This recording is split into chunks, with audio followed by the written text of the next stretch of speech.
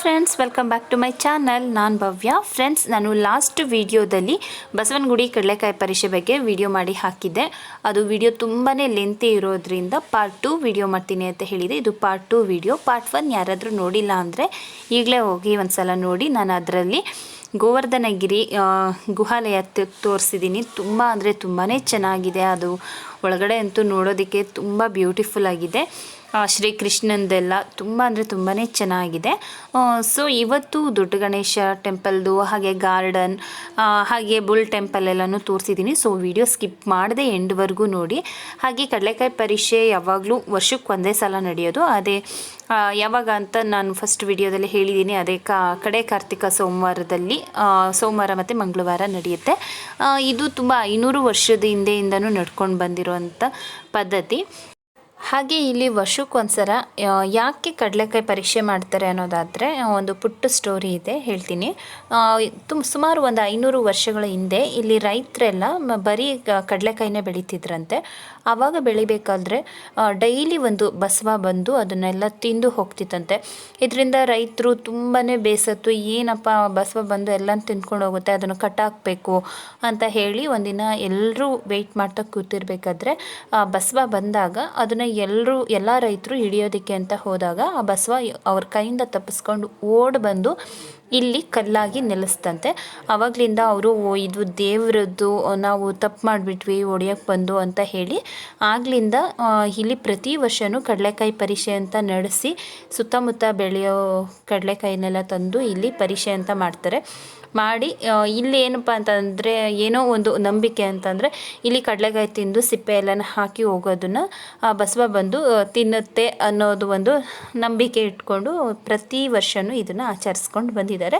ಹಾಗೆ ಇಲ್ಲಿ ಬಂದಾಗ ಸ್ವಲ್ಪನಾದರೂ ಕಡಲೆಕಾಯಿನ ತೊಗೊಂಡೋಗ್ಬೇಕು, ಒಳ್ಳೆಯದು ಅಂತ ಹೇಳ್ತಾರೆ. ಇದೆಷ್ಟು ನಿಜನೋ ಸುಳ್ಳೋ ನನಗೆ ಗೊತ್ತಿಲ್ಲ. ನನಗೆ ಗೊತ್ತಿರೋದನ್ನು ನಾನು ನಿಮಗೆ ತಿಳಿಸಿದ್ದೀನಿ ಅಷ್ಟೇ. ನಿಮಗೇನಾದರೂ ಬೇರೆ ಸ್ಟೋರಿ ಗೊತ್ತಿದ್ದರೆ ಈ ಬಸವನ ಗುಡಿ ಬಗ್ಗೆ ನನಗೆ ಕಮೆಂಟಲ್ಲಿ ತಿಳಿಸಿ, ಓಕೆ. ಹಾಗೆ ಈ ಒಂದು ಕಡಲೆಕಾಯಿ ಪರಿಷೆಯಲ್ಲಿ ಹೆಣ್ಮಕ್ಳಿಗಂತೂ ಹಬ್ಬ ಅಂತಲೇ ಹೇಳ್ಬೋದು. ಅವ್ರಿಗೆ ಪ್ರತಿ ಒಂದು ಐಟಮು ಸಿಗುತ್ತೆ. ಮೇಕಪ್ ಐಟಮ್ ಇರ್ಬೋದು ಅಥವಾ ಹೇರ್ ಆಕ್ಸೆಸರೀಸ್ ಇರ್ಬೋದು, ಪ್ರತಿ ಒಂದು ಸಿಗುತ್ತೆ. ಇಂಥದ್ದು ಸಿಗಲ್ಲ ಅಂತ ಹೇಳೋದಕ್ಕೆ ಸಾಧ್ಯನೇ ಇಲ್ಲ. ಎಲ್ಲ ಥರದ್ದು ಸಿಗುತ್ತೆ. ಆದರೆ ನೀವೇನಾದರೂ ಇಲ್ಲಿ ಕಡಲೆಕಾಯಿ ಪರಿಷೆಗೆ ಬರೋದಾದರೆ ಸ್ವಲ್ಪ ಬೇಗನೆ ಬಂದರೆ, ಬೆಳಗ್ಗೆ ಟೈಮೇ ಬಂದುಬಿಟ್ರೆ ನೀವು ಆರಾಮಾಗಿ ಜಾತ್ರೆ ಎಲ್ಲನೂ ಎಂಜಾಯ್ ಮಾಡ್ಬೋದು. ಸಂಜೆ ಟೈಮ್ ಬಂದರೆ ನೀವು ತುಂಬ ರಶ್ ಇರುತ್ತೆ, ಏನೂ ಸರಿಯಾಗಿ ನೋಡೋದಕ್ಕಾಗಲ್ಲ. ಸೊ ಸ್ವಲ್ಪ ಬೇಗ ಬಂದು ಜಾತ್ರೆನ ಎಂಜಾಯ್ ಮಾಡಿ. ತುಂಬ ಅಂದರೆ ತುಂಬಾ ಚೆನ್ನಾಗಿರುತ್ತೆ. ನಾವು ಅಷ್ಟೇ ತುಂಬ ಎಂಜಾಯ್ ಮಾಡಿದ್ವಿ. ಫ್ರೆಂಡ್ಸ್, ವಿಡಿಯೋನ ಸ್ಕಿಪ್ ಮಾಡದೆ ಎಂಡ್ವರೆಗೂ ನೋಡಿ. ನಾನು ದೊಡ್ಡ ಗಣೇಶ ಟೆಂಪಲ್ ಇರ್ಬೋದು, ಬುಲ್ ಟೆಂಪಲ್ ಇರ್ಬೋದು ಮತ್ತು ಗಾರ್ಡನ್ ಇರ್ಬೋದು ಎಲ್ಲನೂ ತೋರಿಸಿದ್ದೀನಿ. ನನ್ನ ಕೈಲಿ ಎಷ್ಟು ಸಾಧ್ಯನೋ ಅಷ್ಟು ಶೂಟ್ ಮಾಡಿ ತೋರಿಸಿದ್ದೀನಿ. ಸೊ ಸ್ಕಿಪ್ ಮಾಡದೆ ಎಂಡ್ವರೆಗೂ ನೋಡಿ. ನಿಮಗೂ ಸಹ ಇಷ್ಟ ಆಗುತ್ತೆ. ಯಾರಾದರೂ ನೋಡಿಲ್ಲ ಅಂತ ಅಂದರೆ ನಿಮಗೂ ಸಹ ಒಂದು ಐಡಿಯಾ ಬರುತ್ತೆ, ಈ ರೀತಿ ಇರುತ್ತಾ ಅಂತ ಗೊತ್ತಾಗುತ್ತೆ. ಸೊ ಸ್ಕಿಪ್ ಮಾಡಬೇಡಿ. ಹಾಗೆ ಇದೇ ಫಸ್ಟ್ ಟೈಮ್ ನನ್ನ ಚಾನಲ್ನ ವಾಚ್ ಮಾಡ್ತಿದ್ರೆ ಪ್ಲೀಸ್ ನನ್ನ ಚಾನಲ್ನ ಸಬ್ಸ್ಕ್ರೈಬ್ ಮಾಡಿಕೊಂಡು ಹಾಗೆ ಪಕ್ಕದಲ್ಲಿ ಕಾಣಿಸೋಂಥ ಬೆಲ್ಲೈಕನ್ನ ಕ್ಲಿಕ್ ಮಾಡಿ. ಹೀಗೆ ಮಾಡೋದ್ರಿಂದ ನಾನು ಯಾವುದೇ ವೀಡಿಯೋಸ್ ಅಪ್ಲೋಡ್ ಮಾಡಿದ್ರು ಫಸ್ಟು ನೋಟಿಫಿಕೇಷನ್ ನಿಮಗೆ ಬರುತ್ತೆ. ಹಾಗೆ ವಿಡಿಯೋ ಇಷ್ಟ ಆದರೆ ಮರೀದೆ ಒಂದು ಲೈಕ್ ಮಾಡಿ, ಓಕೆ.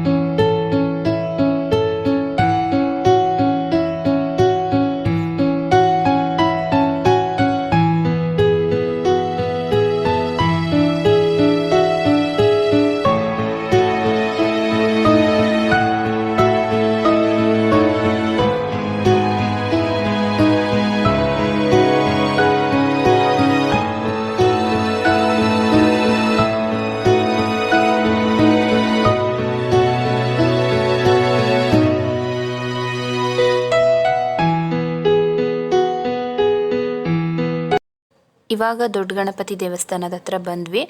ಇದು ತುಂಬ ಫೇಮಸ್ ಟೆಂಪಲ್ ಅಂತಲೇ ಹೇಳ್ಬೋದು ಬ್ಯಾಂಗ್ಳೂರಲ್ಲಿ.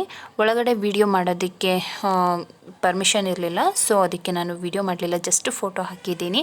ಅಲ್ಲಿಂದ ಹೊರಗಡೆ ಬಂದಾದಮೇಲೆ ಇಲ್ಲಿ ಅಶ್ವತ್ಥ ಕಟ್ಟೆ ಹತ್ರ ಕಡೆ ಕಾರ್ತಿಕ ಸೋಮವಾರ ಎಲ್ಲ ಆಗಿರೋದ್ರಿಂದ ದೀಪ ಎಲ್ಲ ಹಚ್ಚಿದ್ರು.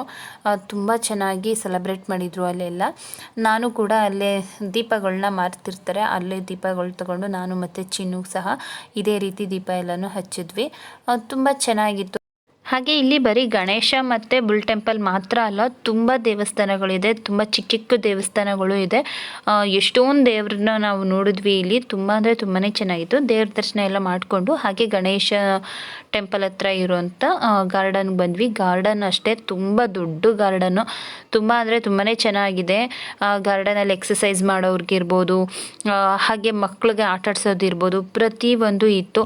ನಾವಂತೂ ತುಂಬಾ ಎಂಜಾಯ್ ಮಾಡಿದ್ವಿ. ಆಮೇಲೆ ಆ್ಯನಿಮಲ್ ಸ್ಟ್ಯಾಚ್ಯೂ ಇದೆಲ್ಲ ತುಂಬ ಅಂದರೆ ತುಂಬ ಚೆನ್ನಾಗಿತ್ತು. ಮಕ್ಕಳನ್ನ ನೀವು ವೀಕೆಂಡ್ ಟೈಮಲ್ಲೋ ಯಾವಾಗಲಾದರೂ ಕರ್ಕೊಂಡು ಬಂದರೆ ದೇವ್ರ ದರ್ಶನ ಮಾಡಿಕೊಂಡು, ಆದರೆ ಕಡಲೆಕಾಯಿ ಪರೀಕ್ಷೆ ಇರಲ್ಲ ಆ ಟೈಮಲ್ಲಿ, ಅದು ವರ್ಷಕ್ಕೆ ಒಂದೇ ಸಲ ಮಾಡೋದು.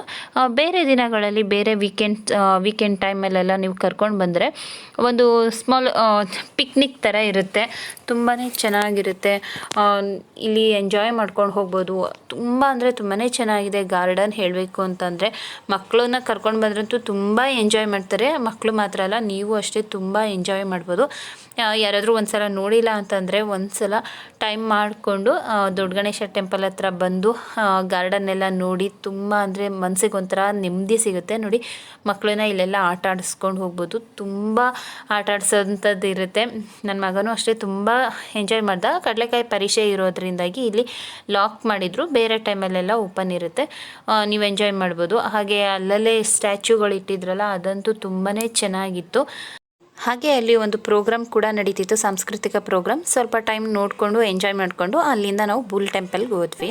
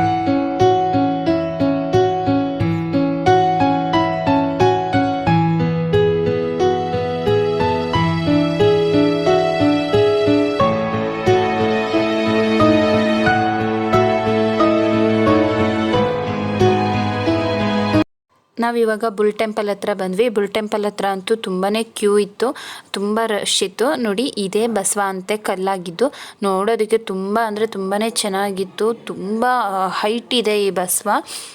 ಇದ್ರ ತಲೆ ಮೇಲೆಲ್ಲ ತ್ರಿಶೂಲ ಎಲ್ಲನೂ ಹೊಡೆದಿದ್ರು. ಅದು ತುಂಬ ಬೆಳೀತಿತ್ತಂತೆ ಆ ಬಸವ, ಅದರಿಂದಾಗಿ ತುಂಬ ದೊಡ್ಡದಾಗ್ಬಿಟ್ರೆ ಟೆಂಪಲ್ನಲ್ಲಿ ಪೂಜೆ ಮಾಡೋದಕ್ಕಾಗಲ್ಲ ಅಂತ ಹೇಳಿ ಅಲ್ಲಿ ತ್ರಿಶೂಲನ ಹೊಡೆದಿದ್ದಾರಂತೆ ತಲೆ ಮೇಲೆ. ಹಾಗೆ ಬುಲ್ ಟೆಂಪಲ್ ಗಾರ್ಡನ್ನು ಅಷ್ಟೇ ತುಂಬ ಚೆನ್ನಾಗಿತ್ತು. ಆ ಗಾರ್ಡನಲ್ಲಿ ಬರೀ ಹಸುಗಳೇ ಇತ್ತು, ಹಸುಗಳದ್ದು ಸ್ಟ್ಯಾಚ್ಯೂ, ಹಸು ಕರುದು ಸ್ಟ್ಯಾಚ್ಯೂ ಎಲ್ಲ ತುಂಬ ಅಂದರೆ ತುಂಬಾ ಚೆನ್ನಾಗಿತ್ತು ಆ ಗಾರ್ಡನು ಕೂಡ. ಸ್ವಲ್ಪ ಬೇಗ ಬಂದರೆ ನೀವು ಇದನ್ನೆಲ್ಲ ನೋಡಿಕೊಂಡು ಆರಾಮಾಗಿ ಹೋಗ್ಬೋದು.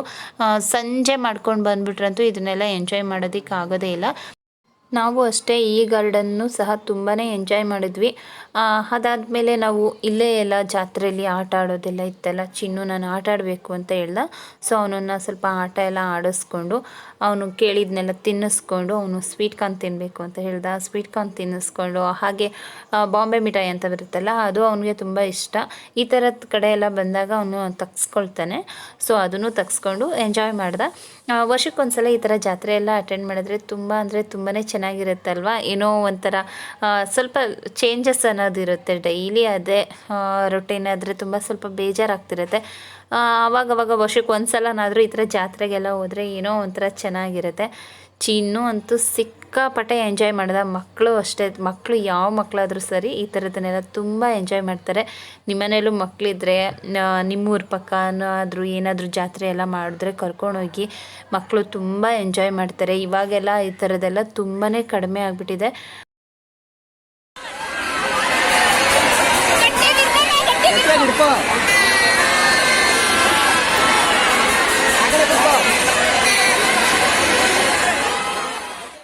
ಫ್ರೆಂಡ್ಸ್, ನೋಡಿದ್ರಲ್ಲ ಕಡಲೆಕಾಯಿ ಪರಿಷೆಯಲ್ಲಿ ನಾವು ಎಷ್ಟೆಲ್ಲ ಎಂಜಾಯ್ ಮಾಡಿದ್ವಿ ಅಂತ. ನೀವು ಒಂದು ಸಲ ಯಾರಾದರೂ ನೋಡಿಲ್ಲ ಅಂತಂದರೆ ಒನ್ ಟೈಮ್ ಆದರೂ ಹೋಗಿ. ನೆಕ್ಸ್ಟ್ ಇಯರ್ ಸಹ ಕಡಲೆಕಾಯಿ ಪರಿಷೆ ಇರುತ್ತೆ, ಮಿಸ್ ಮಾಡ್ದಂಗೆ ಹೋಗಿ. ಯಾವಾಗಲೂ ಕಡೆ ಕಾರ್ತಿಕ ಸೋಮವಾರ ಮಂಗಳವಾರದ ದಿನ ಮಾತ್ರನೇ ಕಡಲೆಕಾಯಿ ಪರಿಷೆ ಮಾಡೋದು. ಒಂದು ಸಲ ಟೈಮ್ ಮಾಡ್ಕೊಂಡು ಹೋಗಿ ಎಂಜಾಯ್ ಮಾಡ್ಕೊಂಡು ಬನ್ನಿ ಅಂತ ಹೇಳ್ತಾ ಈ ವ್ಲಾಗ್ನ ನಾನು ಇಲ್ಲಿಗೆ ಎಂಡ್ ಮಾಡ್ತಾಯಿದ್ದೀನಿ. ಸಿಗೋಣ ಮುಂದಿನ ವೀಡಿಯೋದಲ್ಲಿ. Until then take care, bye. Thank you for watching.